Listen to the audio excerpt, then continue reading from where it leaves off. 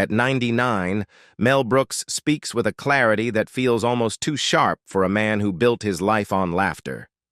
Age didn't soften him. It refined his memory, distilling 6 decades of chaos, genius, and wounds into a handful of names he never forgot. Behind the jokes and the thunder of applause, he carried the weight of every betrayal, every broken rhythm, every actor who pushed his trust past the point of repair. And as he looks back, the man who once orchestrated madness now whispers the truth only time could force him to admit. Gene Wilder, the brother who broke the rhythm. Gene Wilder was never just a collaborator to Mel Brooks. He was the heartbeat of an era. From the producers in 1967 to Young Frankenstein in 1974, the two men crafted a revolution in comedy. Not through improvisation or chaos, but through a strange, beautiful collision of precision and emotional risk. Wilder approached comedy like a poet. Brooks approached it like an engineer. Together, they created lightning. But lightning never stays in the same place for long, and that became the tragedy of their relationship. During Young Frankenstein, both men were at their creative peak, but the strain became palpable. Wilder fought for emotional truth in scenes Mel wanted to push through quickly. He insisted on reruns, rewrites, new intonations, small emotional beats that Brooks, ever the conductor, feared would disrupt the rhythm. Some rehearsals stretched into hours over a single syllable. The script they had written together became a battlefield of tiny decisions that both believed mattered. And the more they fought, the more they realized the truth neither wanted to say. Their chemistry had reached its breaking point. The final fracture came not on set, but afterward, when Wilder begged Brooks to support his directorial debut, The Adventure of Sherlock Holmes's Smarter Brother, 1975. Brooks refused, not out of jealousy, but because he believed, deeply, that Wilder wasn't ready. Wilder saw it as betrayal. Brooks saw it as honesty. And the silence that followed between them lasted for years. When they finally reunited at a small event in the late 1980s, the warmth returned, but the work never did. Brooks later said, "I loved him like a brother, but we worked like enemies." It was the kind of hurt that doesn't leave scars quickly. It lingers as a quiet ache, a reminder that sometimes the greatest pain comes from the person who understood you best. For Brooks, Gene Wilder was the first name on the list, not out of hatred, but because broken trust always cuts the deepest. Madeline Kahn, the genius who challenged his authority. If Gene Wilder broke Mel Brooks's heart, Madeline Kahn tested his certainty. She was, by every account, one of the greatest comedic performers he ever directed, sharp, unpredictable in the best way, and capable of turning a single pause into an earthquake of laughter. But brilliance like hers never came quietly. On Blazing Saddles in 1974, their first major collaboration, Kahn arrived not as a vessel for Mel's jokes, but as a creator in her own right. That was the beginning of both their triumph and their fracture.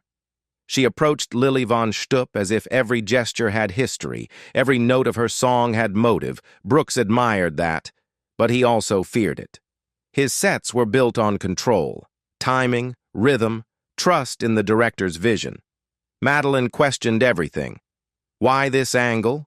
Why this emphasis? Why this lyric? Not out of rebellion, but out of a fierce instinct to make the joke land with truth rather than gimmick. That level of scrutiny rattled even Mel. He once admitted she was impossible, but only because she was perfect. On Young Frankenstein, released the same year, the dynamic intensified. Kahn's portrayal of Elizabeth was iconic, but behind the scenes, exchanges between her and Brooks were tense.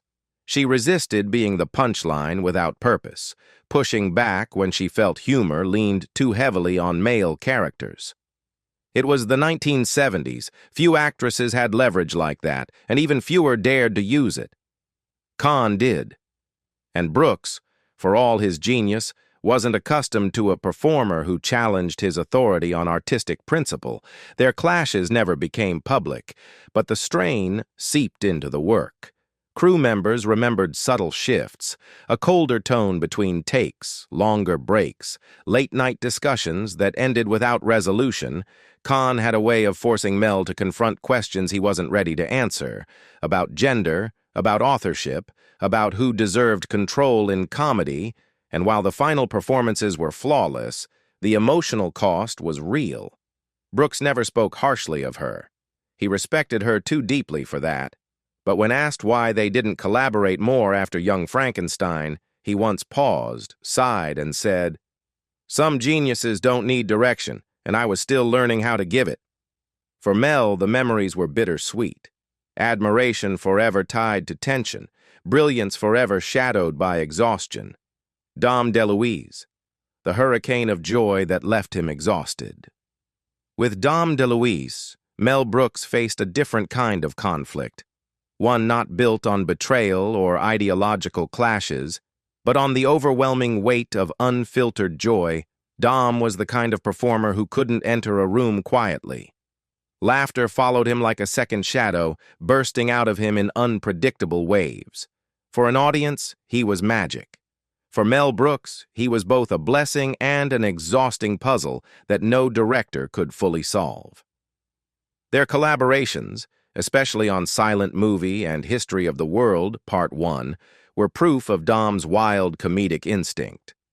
But the chaos that made him magnificent on screen made him nearly impossible to manage behind the camera. Brooks operated like a conductor. Every line, every comedic beat had its place, its rhythm, its purpose. Dom, meanwhile, lived in a constant state of improvisation, treating the script as a suggestion rather than a foundation. He broke takes with uncontrollable laughter, rewrote punchlines without warning, stretched scenes past their breaking point because he saw just one more opportunity, one more reaction, one more flicker of absurdity that might make the moment bigger. Brooks loved him deeply, but the disruptions wore him down. Crew members remembered days when shooting schedules derailed simply because Dom couldn't turn off the performance. Mel would laugh with him one moment and beg him to stay on script the next. By the early 1980s, the strain became undeniable. Their friendship remained intact, but the working dynamic had reached its limit. Brooks once confessed privately that editing Dom had become nearly impossible. "You can't cut chaos," he said. And Dom was chaos in human form. Every moment DeLuise gave was funny, but not every moment served the film, and Brooks's style demanded structure. What broke Mel wasn't anger, but exhaustion. He adored Dom like a brother, but brothers don't always share the same rhythm. When they stopped working together, there was no fight, no harsh words, no dramatic severing. Just two men who loved each other but could no longer survive the creative whirlwind they created together. Years later, when speaking of Dom, Brooks always smiled first before sighing. "The funniest man who ever wore me out," he said. It was affection, it was grief, and it was truth. Because some heartbreaks come not from conflict, but from the slow realization that love alone cannot sustain the work. Harvey Korman, the perfectionist, who turned every scene into a battle. With Harvey Korman, Mel Brooks faced a conflict that cut deeper than ego or exhaustion. It was the painful collision between genius and insecurity. Korman was already a towering figure in comedy when Brooks brought him into Blazing Saddles. He came from the Carol Burnett Show, where he ruled sketch comedy with near-total freedom. But on a Mel Brooks set, freedom was never the currency. Precision was, rhythm was. And the director, not the performer, controlled the chaos. Almost immediately, the tension between them became apparent. Brooks wrote comedy that thrived on speed and instinct, while Korman approached every line like a surgeon preparing for delicate work. During Blazing Saddles, where Korman played the pompous villain Hedley Lamar, he delivered brilliance, but only after dissecting every joke, questioning every intention, and demanding rehearsals long past the point where Brooks believed they were necessary. Crew members remembered days when Korman would agonize over the smallest inflection while Mel's patience thinned by the minute. Their friction intensified on High Anxiety, 1977. Korman wanted to reinvent his character, proposing new tics, elaborate rewrites, and emotional subtext that Mel simply didn't need. Brooks pushed back, hard. "We already wrote the funny part," he told him. "We just need you to do it." Korman didn't take it well.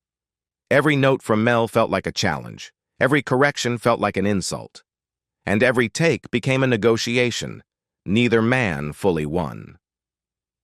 Their relationship deteriorated into a kind of quiet warfare. They stopped speaking directly between scenes. Brooks relayed instructions through assistants. Korman responded with clipped nods and barely concealed frustration. For a director who depended on trust, the tension was suffocating. The brilliance Korman delivered on screen came at an emotional cost that Brooks found harder and harder to justify. When filming wrapped, both men were proud, but drained. And although they remained respectful in public, the truth was simple. Mel Brooks couldn't survive another project with Harvey Korman. He could make a scene sing, Mel later said, but he'd rewrite the music while he did it. The remark wasn't cruel, it was resigned. Because sometimes the hardest people to leave behind are the ones who gave you the best work, but made you suffer for every second of it. For Brooks, Harvey became a memory defined not by hatred, but by the fatigue of brilliance weaponized by doubt. Richard Pryor, the explosive genius Hollywood stole from him. Richard Pryor was the one actor Mel Brooks never got to hate in the traditional sense, because their fracture wasn't born on a set or in a rehearsal room or through creative conflict. It was born in an office far away from both of them, in a studio executive's decision that reshaped the course of Blazing Saddles and left a wound Brooks carried for the rest of his life. Pryor wasn't just a potential star. He was the soul of the film long before a camera ever rolled. His fingerprints were on the screenplay. His voice shaped the satire. His daring gave the story its heart and danger. In 1973, when Brooks, Norman Steinberg, and the writing team were breaking the script, Pryor pushed the boundaries further than anyone. He wrote dialogue no one else would dare to say out loud. He injected the film with the racial tension and raw honesty that made it both shocking and groundbreaking. Brooks later said, "He wrote pain and laughter in the same breath." Pryor wasn't just crafting comedy, he was exposing American hypocrisy with surgical precision. Brooks knew Pryor was the only man alive who could play Sheriff Bart the way it needed to be played, with fire, vulnerability, irreverence, and truth. But Hollywood didn't care about truth. Executives feared Pryor's off-screen volatility, rumors of drug use, and the unpredictability that had already followed him through clubs and television appearances. They refused to insure him. And without insurance, Brooks couldn't cast him, no matter how hard he fought. And he did fight. Weeks of meetings, arguments, pleas, rage behind closed doors. None of it mattered. Cleven Little took the role, brilliantly, gracefully, flawlessly, but Brooks never shook the ghost of what Pryor could have brought. When the first cut of the film was ready, Mel sent it privately to Pryor.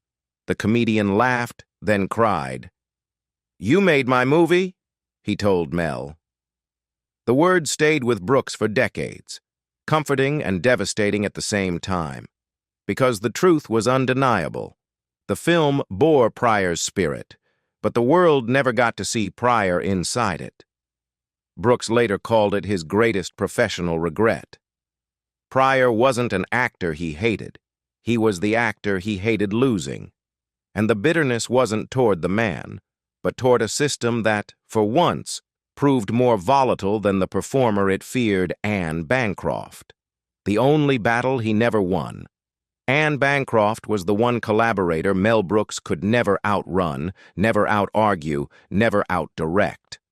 Their marriage was legendary in Hollywood, a union of two forces who loved each other fiercely and challenged each other even more fiercely.